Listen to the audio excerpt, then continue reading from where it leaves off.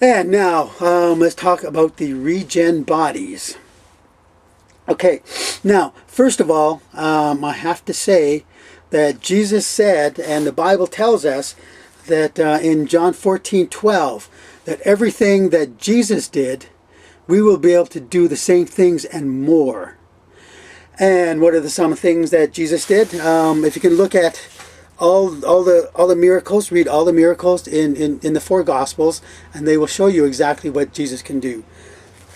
Jesus had healing powers. As you know, he could cure various ailments of the human body. Blindness, sickness, physical deformities, lame, being lame, not being able to use your legs and stuff like that. So during the 1,000 years of peace, should one of the people under your care become injured, you can show up there right in the spot after they learn their lesson, and you can heal them. Jesus could also control the weather. He could calm the storms and things like that, as well as the two witnesses. You could read what the two witnesses could do in the book of Revelation. They could call up a storm. They could call up any kind of hailstorm, any kind of thunderstorm, any kind of storm they wanted to, just because they were given that kind of control. So we will be given control over the weather too, over the forces of nature, which is why you'll be able to fly as well. You can control gravity. And let's see, Jesus could also multiply food, as you know, when he fed the 5,000 and the 10,000. There was a couple of fish and a couple of loaves of bread. And he could have done that any number of ways, but the two ways that come to my mind is Jesus can easily create something out of nothing. He can easily take the molecules of the air and rearrange the atomic structure, rearrange the quantum matter of the air, and turn it into something solid. So Jesus could easily multiply the fish that were in the basket by changing the air molecules, changing their quantum nature, and turning those atomic particles of air, turn it into the same kind of atomic particles that are fish. So Jesus could create something out of nothing. Or if he wanted to, he could have transported, if you wish, a bunch of fish from the ocean and transported them instantly into that basket. So either way, Jesus could create something out of nothing by doing it a number of ways. When we get to heaven, we'll ask him. He'll tell us. He'll show us how he is able to manipulate the quantum nature of matter. And I get excited talking about this because it's kind of a superhero-y thing, because they're things that seem impossible to us now, but with God, all things are possible. And Jesus will show us how he did that. And it's the same when he turned water into wine. He just took the atomic structure of water, rearranged the quantum matter into the atomic structure of wine. And he could easily do that because, he created the quantum nature of the universe. He created matter. He created everything, solid, liquid, gas, plasma, everything. Everything in nature, everything in the universe was created by Jesus, by the Holy Spirit, and designed by God.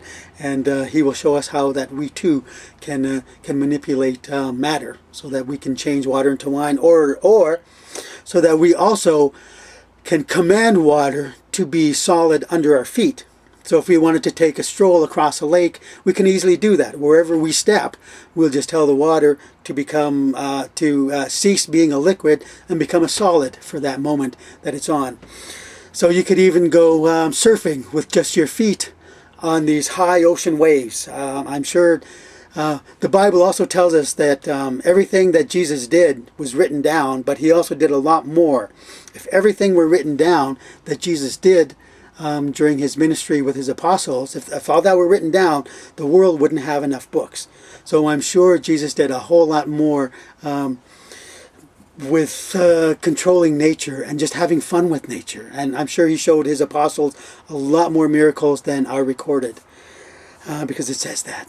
And so apart from water walking, let's see, Jesus also knew exactly where that coin in the fish was. When he had to pay his taxes, he told he told someone to go down and get a fish, and in that fish he will find a coin. So Jesus knows exactly where everything is in the world. He knew what circumstances it would take for that fish to swallow a coin, be it the day before, be it a week after, be it just minutes before.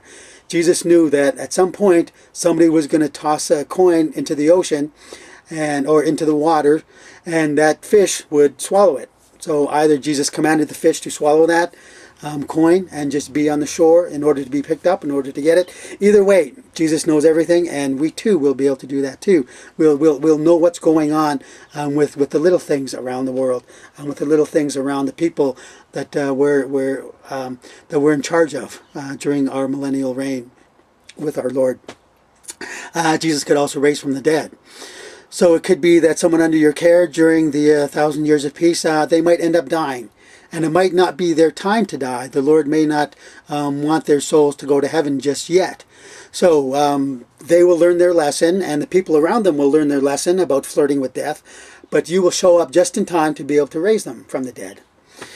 And let's see, Jesus could also control nature, like when he told that fig tree, he was unhappy with the fig tree, and he just told the fig tree, he cursed it, if you will, and the fig tree withered.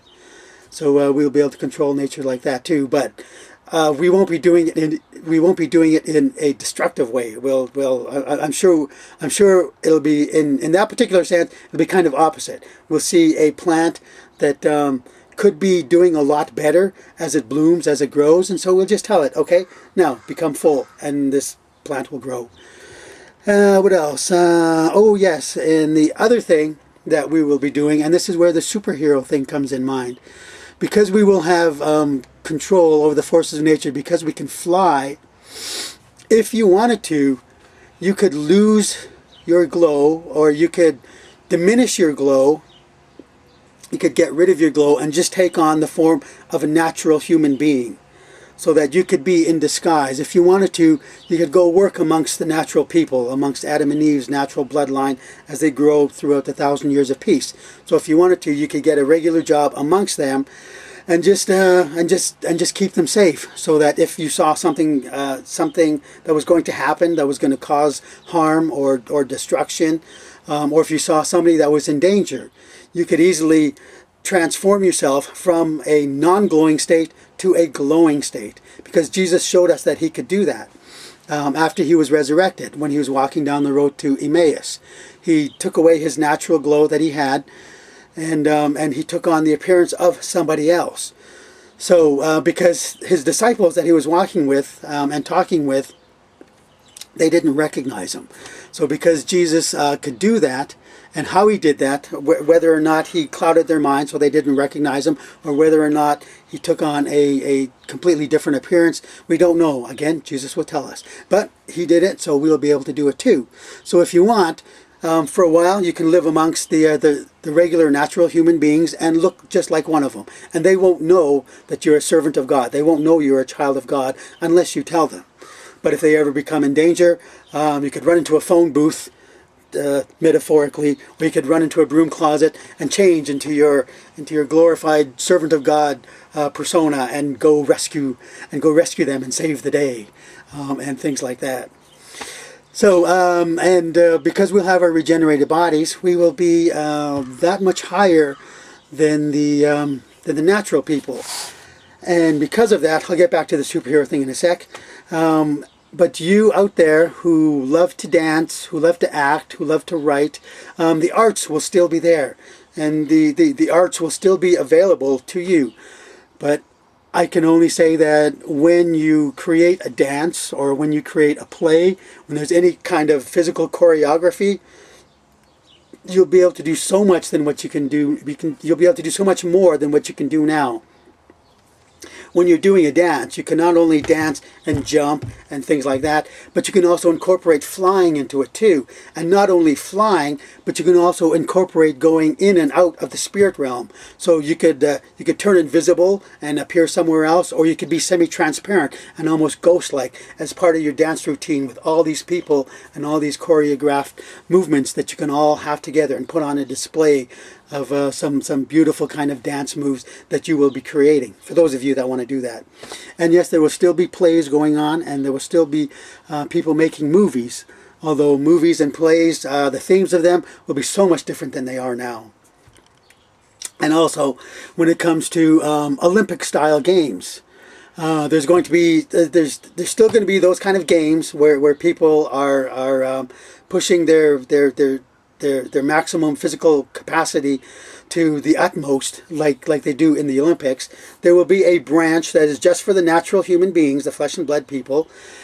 And there will be another group that is totally different, because you regens, because you will have mastery over the laws of nature, you'll be able to jump far higher, you'll be able to run a lot faster, you'll never get tired. So any sort of Olympic style games that the regens have will be on a completely different level from the people, and there'll be completely different games, because again, we can control the forces of nature and the laws of nature, so we'll be able to do a lot more.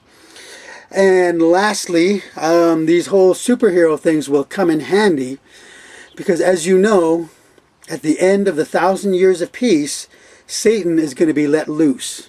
And I've seen in my visions that at the end of the 1,000 years of peace, I think I've stated there's going to be about 15 billion people. Okay, now when Satan is let loose, that is going to be the final test of Adam and Eve's bloodline. And when Satan comes upon them, dust. When Satan comes upon them, he's going to tempt Adam and Eve's bloodline one final time. He's going to tempt them to commit evil, to be selfish, to commit sins. And some of them will give into it, and some of them won't.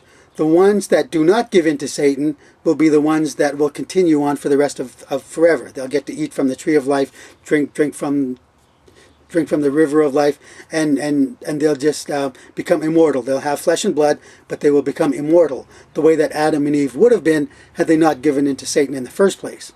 So at the end of the 1,000 years of peace, Adam and Eve's bloodline are finally going to be redeemed. Those that can be tempted will be tempted, and I believe there will be about 3 billion of them that will be tempted. And they will once again march upon the city of Jerusalem and try to destroy it. Satan will once again try to destroy Jerusalem in the hopes of wrecking God's plan, derailing God's plan. But what I've seen in the vision, because Satan will only be let loose for a season, which is about anywhere from 3 to 4 months. So during that time, the people who are falling into Satan's temptation, the people who are choosing evil and sin, they're going to be wrecking the place. And especially as they march from wherever they are on the planet, as they march towards Jerusalem, they're going to be trying to destroy as much of creation as possible. Not only the landscape, but everything that we build, everything that we make, all the structures, all the vehicles, everything that we have created during the 1,000 years peace, they're going to be trying to destroy. And they're also going to be trying to kill people as well. So it will be up to you, servants, in your hypernatural capacity as superheroes to help save the day.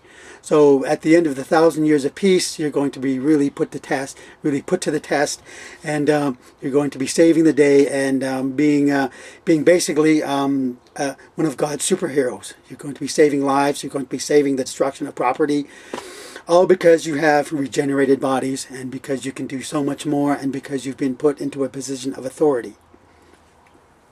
And again, God knows what you want. If you don't want to do anything like that, God's not going to force you. But God knows those people that who do want to things like that, who do want to do things like that, and they will be given those kinds of positions of authority during the 1,000 years of peace down here on the earth in God's natural kingdom. So anyway, that's that, you wise virgins. We've got so much more to do during the 1,000 years of peace, and it's going to be far more glorious with our bodies. We'll be able to control nature. We will have robes that are really cool. We will have these really cool crowns on our head, and we're going to be doing so much more during the 1,000 years of peace, and life is going to be far more glorious for us then. So take care, stay in prayer. We'll see you in Jesus' kingdom somewhere over there, or maybe even somewhere up in the air. Talk to you later. Jesus rules.